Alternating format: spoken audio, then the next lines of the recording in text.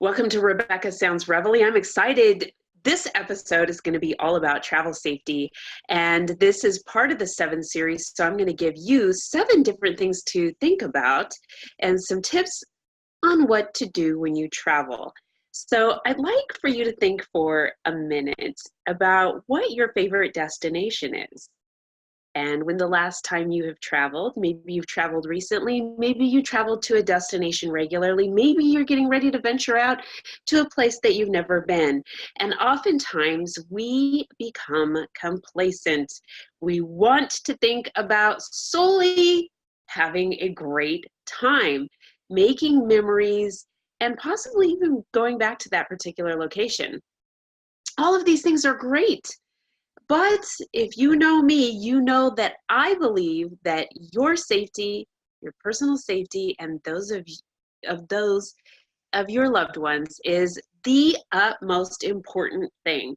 And so with summer getting close to being wrapped up and some of you getting ready to take some fall destinations and maybe even begin to travel or plan to travel for the next year. These are some things I'd like you to take a few minutes to think about so that your protection for you, your family, and anybody that you're traveling with is at the top of your priority list, because you definitely don't want to have an unfavorable vacation or trip. And there's something to think about also, and that is that we travel every single day unless you're stuck at home.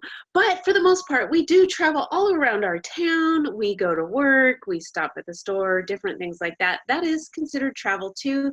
But these are the things that I'm going to talk to you about in reference to vacationing or big kind of travel trips.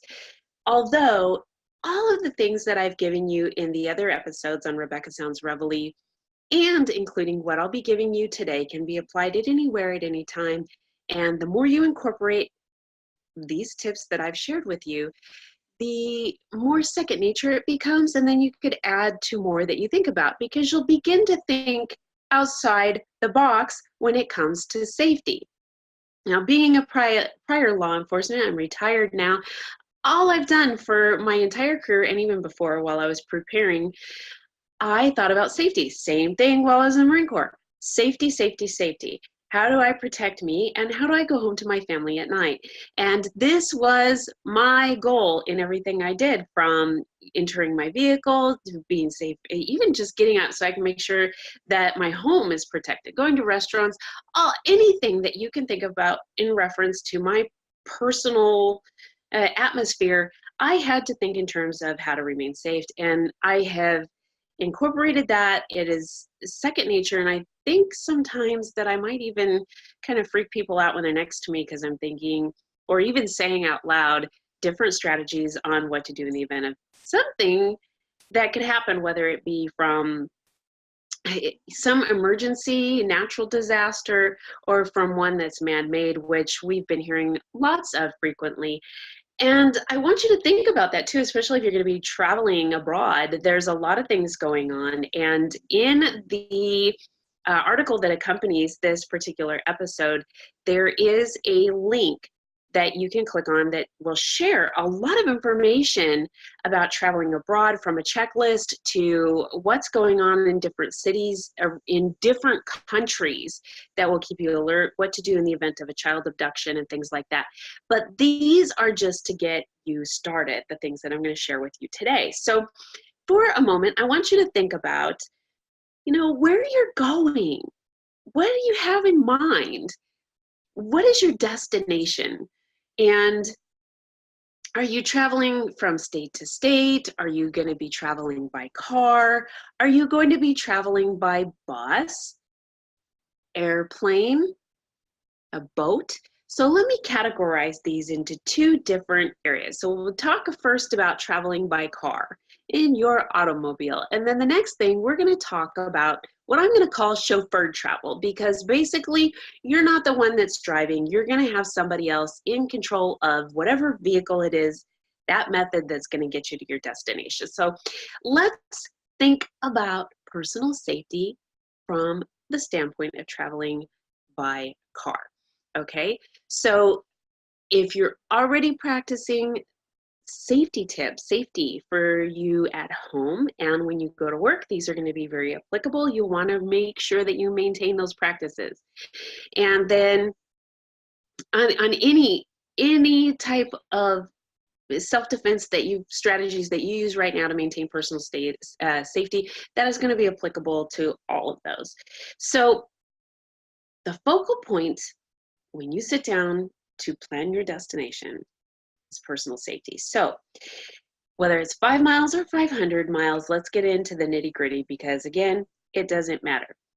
So when traveling by car, there's a few things I want you to think about. And if you've already seen the episode that I have shared in reference to how to protect yourself while you're in the car, make sure that you have those tools already in your vehicle, ready to use. You know what you're going to do, because you either have been practicing them or now you're getting ready to implement them. But aside from that, no matter what destination you choose, there's a few things that we sort of think that, that I think that you need to do to arrive safely at the destination. And the first and foremost thing that I'm going to talk about is digital navigation. And there's a ton of different navigation tools available to you.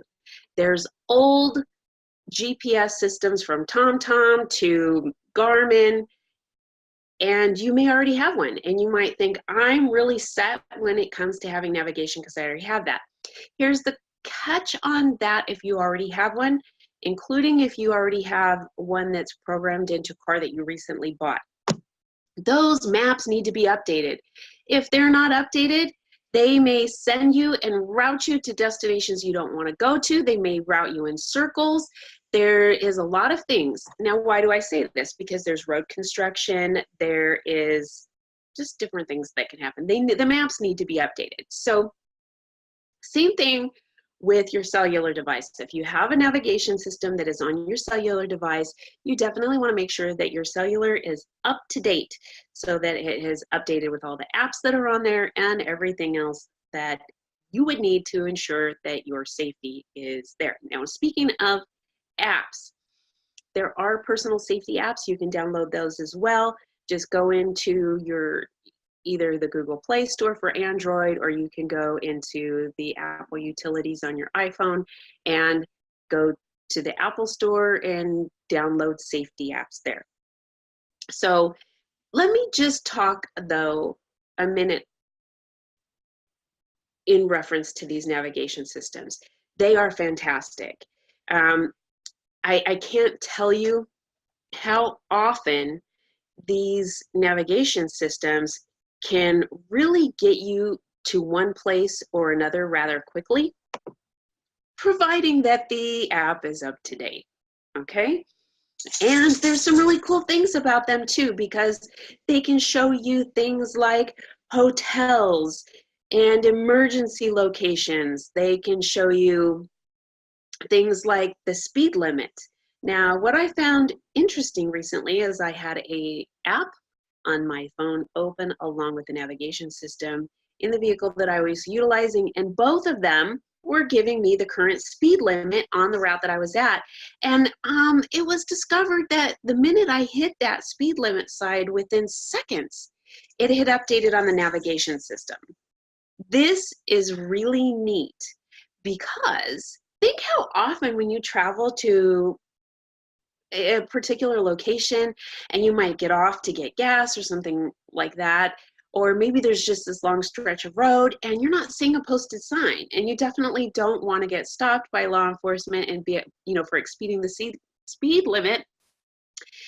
That's a great thing to have. It's an absolute great tool, and let's think about that in terms of safety for a minute. If you're abiding by the speed limit, you're more than likely not to get into some kind of an accident, right, for speeding or something like that. The next thing I want to share with you about navigation systems and safety is you really need to keep your eyes on the road. This is pretty crucial, And anything that you're doing in the car, you should be paying attention to the road. So if you're using a navigation system, turn it on audio. If you have Apple Watch, or you might have another watch that has a feature on it that will kind of alert you when you're getting ready to approach the turn by turn place that you're getting ready to go, and it might vibrate a little bit on your wrist or something like that. These things are great to have. Now, let me just say with that, there's some downfalls to navigation systems aside from what I've already told you. And let me give you an example.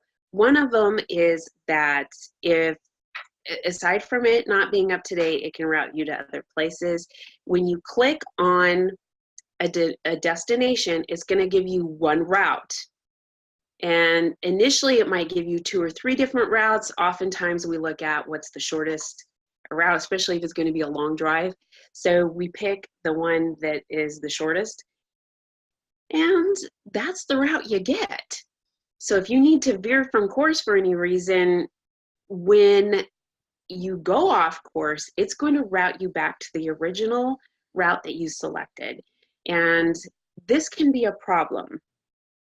And I say that because there are some things that I'm going to talk to you about in just a second as to why that's a problem. And you might already be thinking about them, but let's get back to that in a minute. So while you're getting ready to plan for your trip, and safety is again at the focal point of everything that you're about to do, you should have a paper map, a current paper map. So if you're thinking, way back when I had a Thomas guide and that is going to just be all I need. If the map's not updated, you may be routed by detours or some other things. That road may be non-existent anymore. There may be freeways in places that there was never freeways before. So there could be a lot of changes. You need to have a current map, paper map. Now with the paper map, what's really neat is you get to see all the different roadways that will get you to your destination. And when you are thinking about safety, one of the things to think about is having multiple route choices, and then knowing that even if you get a particular part of the way of your trip, you can take a different freeway or roadway or highway, whatever, and then still get to your next destination. Some things to think about when utilizing a paper map, and that is to think about studying it for a minute. Look at the route or select, say, 3 different ways to get you where you're going to go. Look at the starting point and the ending point of your journey, and then everything in between.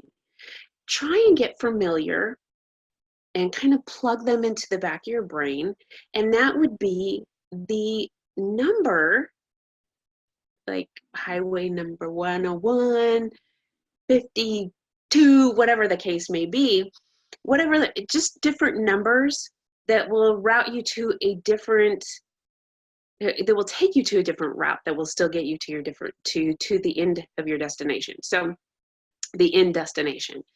So that way, for whatever reason, let's say you get into a situation where you're not able to use your navigation, your digital navigation, you can't use your paper map, you would be able then to say, I remember seeing Highway 101, I remember seeing Highway 52, I know I need to go east, or I know I need to go north, or I know south or west, or whatever the case may be. And then you can just, as you're seeing it, exit and take that particular freeway, and then you'll know that the next route that's going to take you in the direction that you need to go to would be coming up in a little bit of time. So studying your map before you go is going to really help you ground yourself in your travels, and is really going to give you more of a foundation, more knowledge in what you're doing. And knowledge is important because a lot of things can happen on the roads.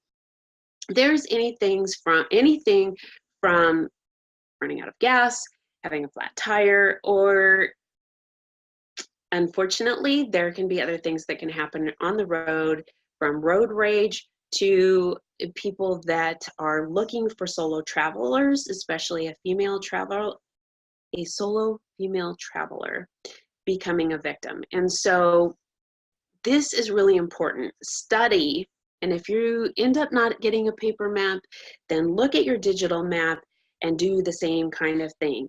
Get it in your brain, get a little bit familiar. And that way you know that you have options, you have exit strategies in the event that something happens. The next thing to think about also is the location of police departments, fire departments, and hospitals. But with that, there's a caveat, because if you are traveling throughout the United States, you'll be going through many rural areas, and not all of the rural areas have fire departments that maintain staff full time. Many of them are very small agencies, and they're volunteer fire departments. So really, in essence, there may not be anyone there. The only time that those fire department personnel, the firefighters, are activated is if a call for service comes out, and then they are called from their home to go handle that particular emergency. So really, what you want to know is, where are the police departments? There's more than likely going to be someone there 24/7, or a hospital, because someone is going to be there. Emergency personnel are going to be there. Doctors, nurses, EMTs, firefighters, police officers, they generally will end up at the hospital, right? Either they work there or they're going to take somebody there. So one of the best things that you can do is figure out where the hospital is. So in the event that you get in some kind of a situation, especially if someone is following you or you feel threatened in some way, that you can drive to that particular location and know that you have a chance of being safe there and someone that can assist you in whatever need that you have at that time. So think about those things. Plot out along your trip where these locations are. The two big ones again, police departments and hospitals. Super important. Okay, so that's a couple of things. One of the things to think about too is if you're auditory or if you're a visual person, and you, by visually seeing the location that you're going to go to, looking at a map, you're more than likely going to remember things. So the third thing out of those is pre-routed courses, which I've already talked to you about, and I told you why.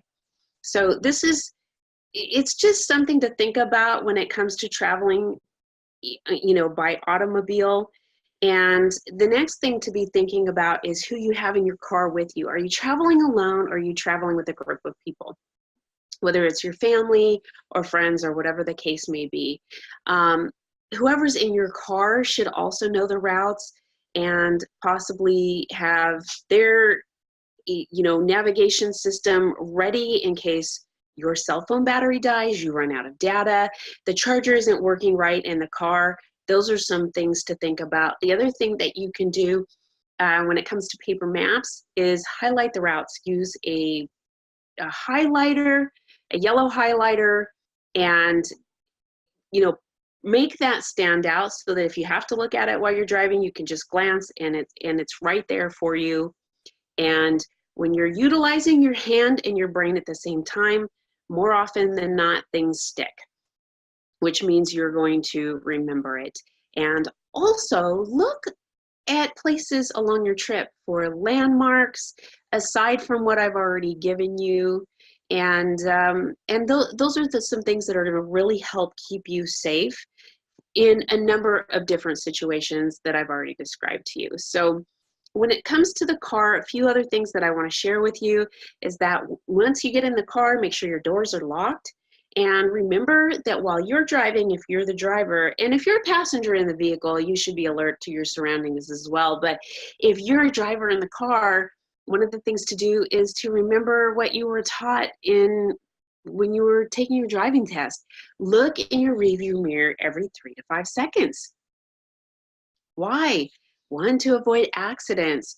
Two, on long road trips, oftentimes you're going to see the same car.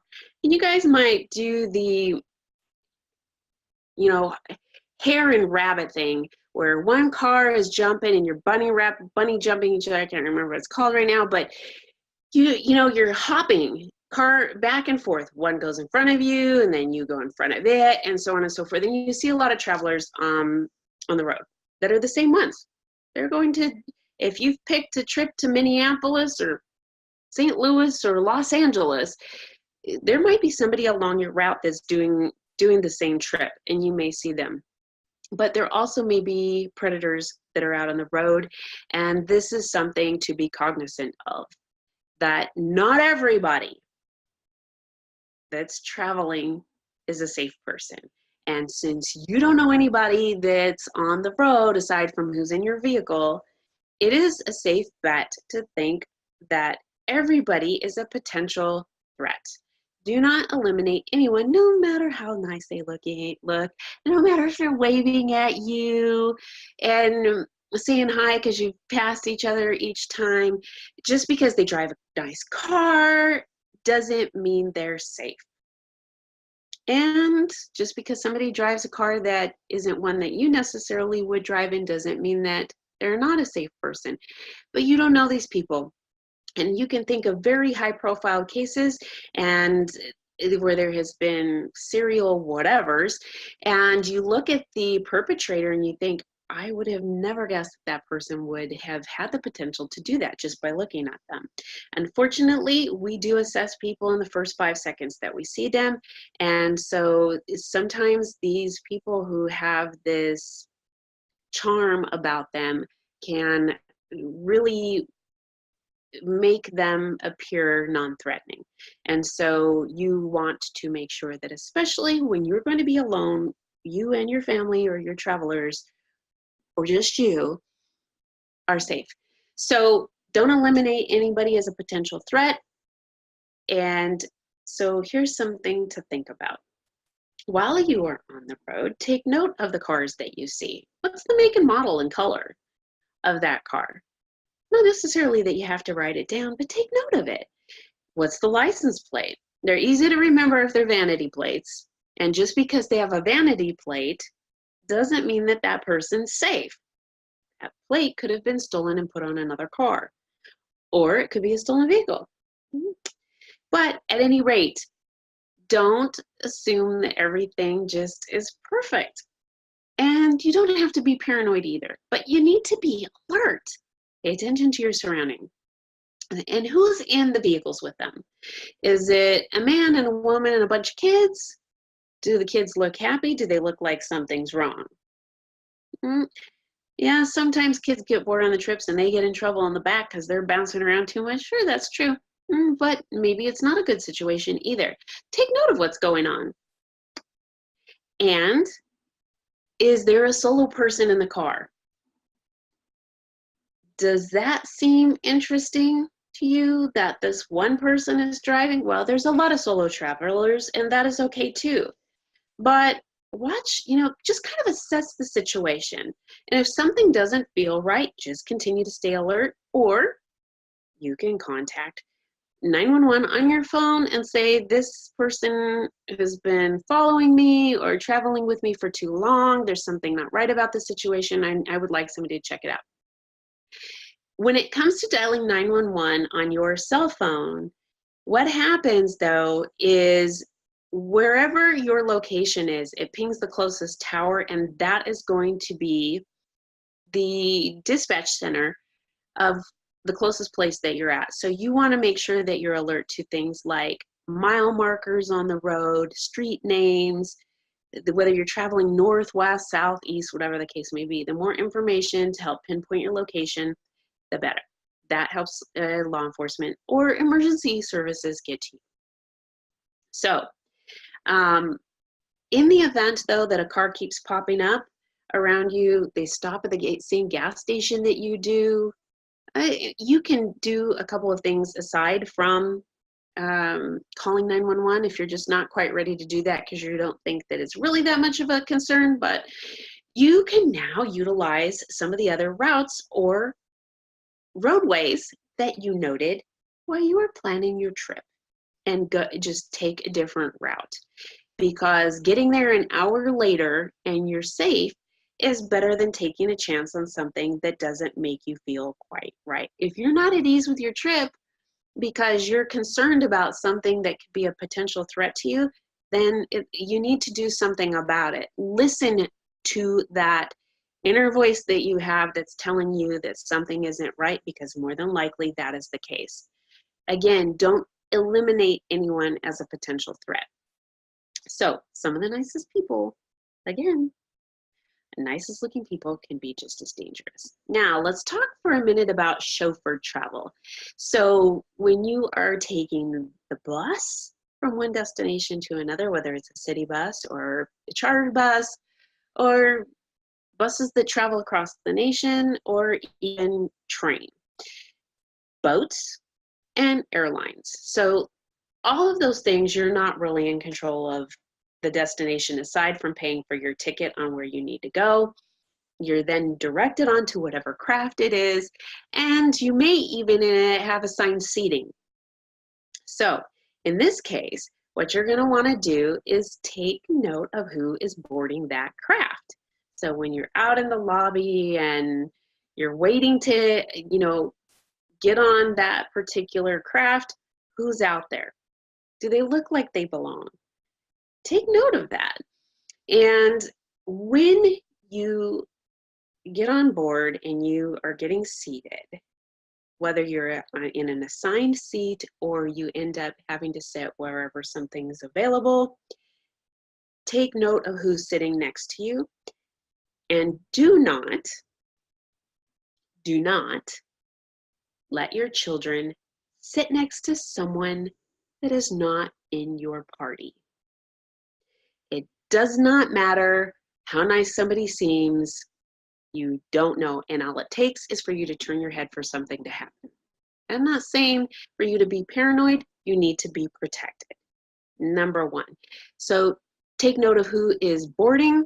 Take note, once you're on there, who's on there. Anything that's out of place needs to be brought to the attention of whatever attendant that is there. If it's only the driver, you need to let the driver know. If it's a flight attendant, you need to let the flight attendant know, so on and so forth, so that they can employ whatever safety measures that they have in place so you can be protected, and all of the other occupants as well. It's better to be safe than sorry. You don't want to be overly paranoid, but you don't want to say, oh, in the end, I wish I would have. Because then it's too late and you don't know what can happen. And you've heard the news, I'm sure there's so many potential risks involved. It's just better to let someone know if you see something that isn't right. And the next thing to take note of is any exits. Can you only get in and out from the front of that craft? Are there additional exits that you can take? And here's something else. If you happen to know the route that you're on and you feel uncomfortable, you can end up exiting at one particular location and then boarding a different method of travel from there if you really needed to. So knowing your routes, again, is crucial. If cost is a factor, you need to think, is the cost of your life more or less important to you?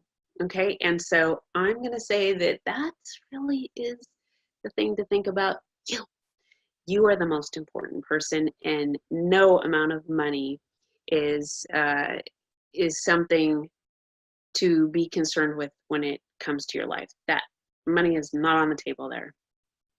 So while you are in these public transportation vehicles, you should be also thinking about things like, in the event there was some kind of an emergency, whether it be an earthquake, a tornado, or some other riskier things that can happen that you've heard of, especially if you're traveling abroad and there happens to be a travel alert in that area. you will want to be thinking about what you're going to do in the event that something happens. How do you handle it if you are solo? How do you handle it if you have young children?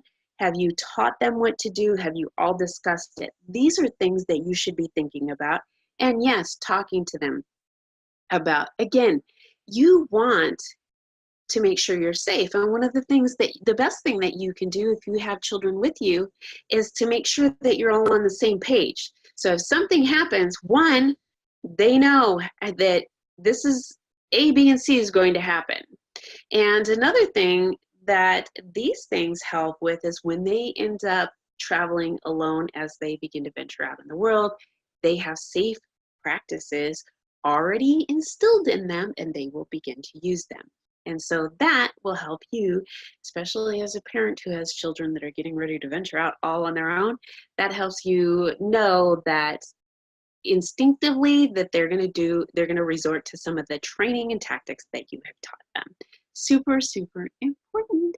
Now, I just want to wrap up for a minute with the things that I've shared with you. I've given you 7 things to think about here.